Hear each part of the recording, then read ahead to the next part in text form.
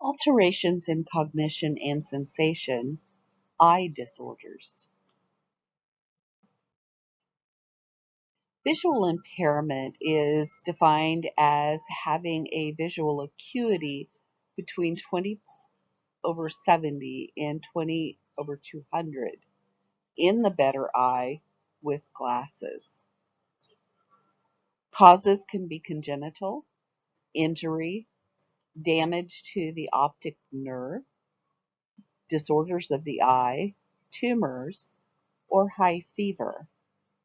Medical management includes corrective lenses, rehabilitation, and independent living skills. As far as nurses, we need to always introduce ourselves every time we enter the room because many voices sound just like another. We should always call a client by name during group conversations because the blind client cannot see who the question is being directed to. Do not move furniture, it needs to stay in the same place. Identify where things are located. Always speak before touching the client. They cannot see you, so you need to talk to them before you touch them, or you're going to scare them half to death. With a hearing disorder, you always want to touch them before you speak to make sure you get their attention. So make sure that you know which one is which. Always speak before touching the client with a visual impairment. And tell the client when you're leaving the room because they may not hear you leave. When we instill ophthalmic medications, make sure that you always wash hands thoroughly, wipe the lids and the lashes, pull the tissue near the cheek downward, and have the client tilt their head backwards slightly. Don't allow the tip of the container to touch the eye, and then instill the ordered medications. Have the client close their eye, but do not have them squeeze their eyes tightly shut. Because when they do that, basically what they're doing is they're squeezing all the medication out of their eye. And do not let the client rub their eye. Usually we'll give them a tissue because a little bit may leak out, but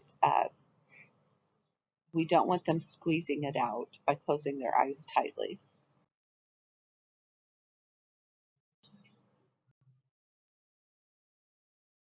Macular degeneration is the breakdown or deterioration of the macula.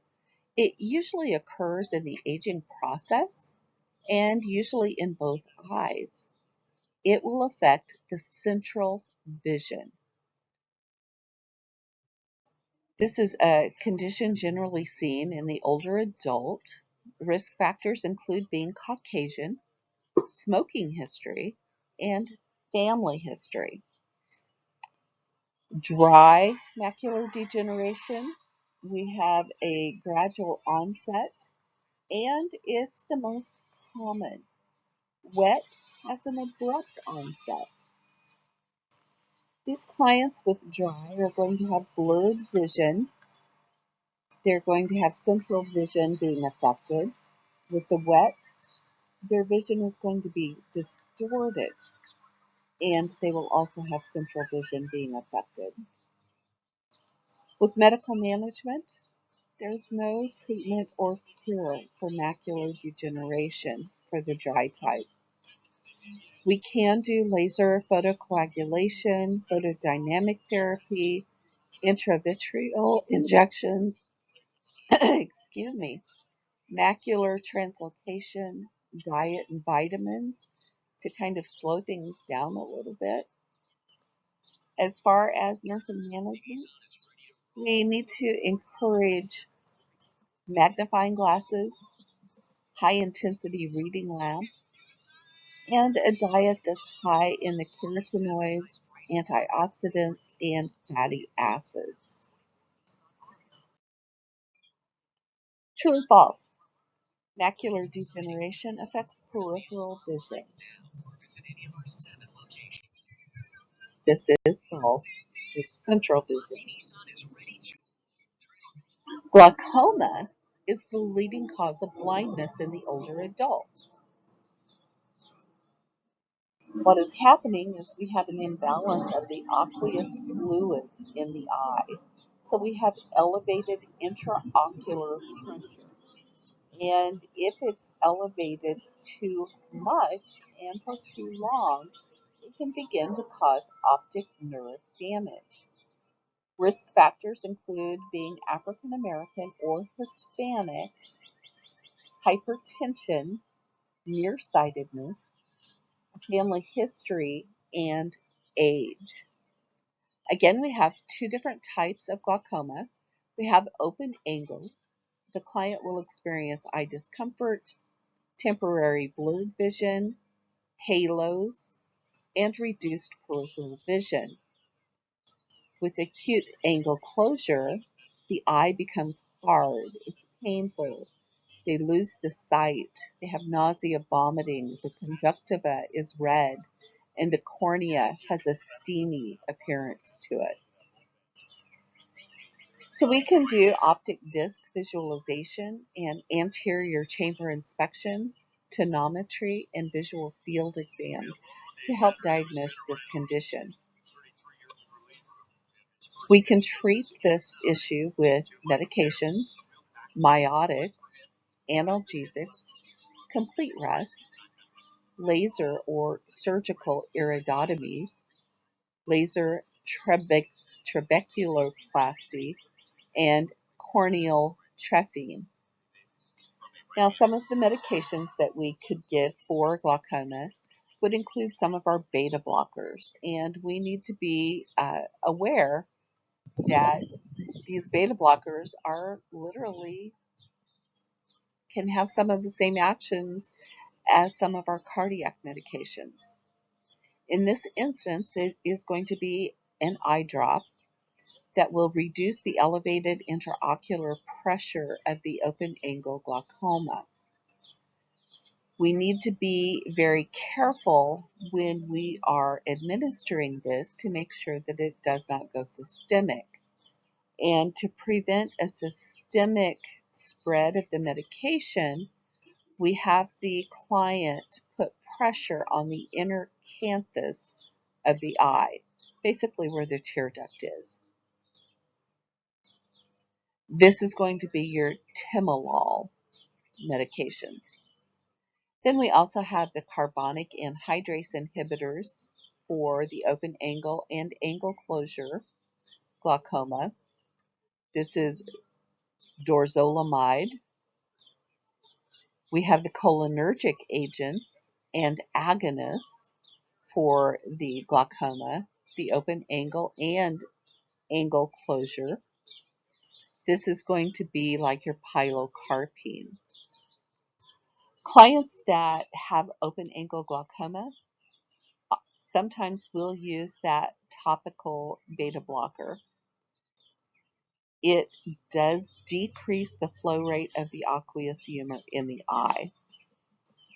Prostaglandins and might increase the outflow of the fluid in the eye and reduce the intraocular pressure in that manner.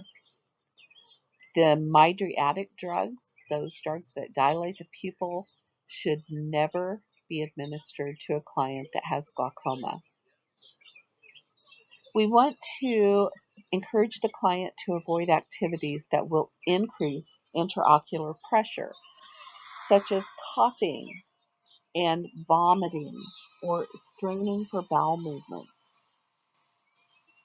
We need to teach the client how to appropriately administer medication and check with the healthcare provider prior to using cold or allergy medication.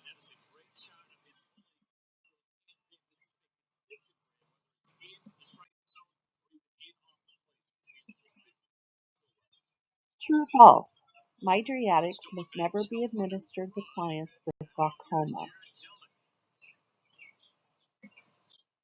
True. And cataracts. Cataracts are a condition in which the lens of the eye becomes opaque or cloudy. It forms on the lens of the eye, we see this with the aging process, can be congenital. It may happen from lens injury or a secondary condition. These clients will see halos.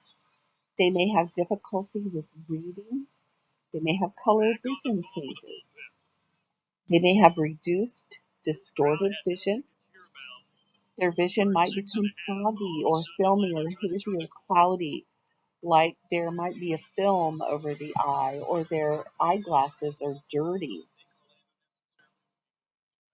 We can diagnose this with the Snellen chart using the ophthalmoscope and the slit lamp examination and tonometry. These can be managed surgically once they reach a certain size, where we do an intracapsular or extracapsular extraction. We can do a phacoemulsification. Post-op vision will be restored to a point.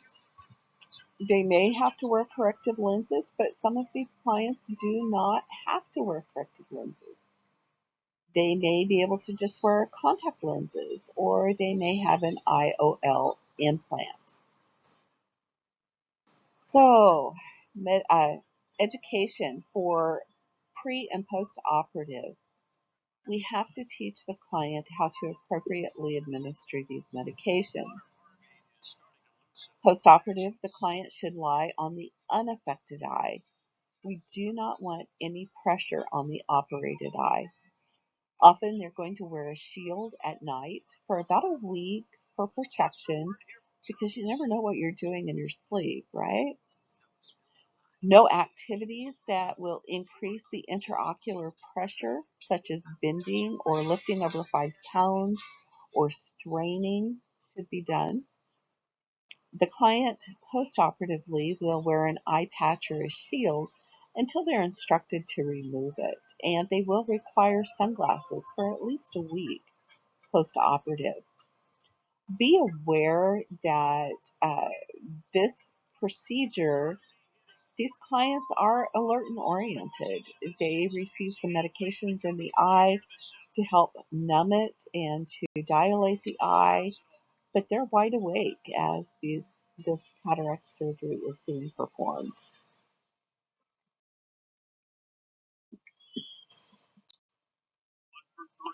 And your post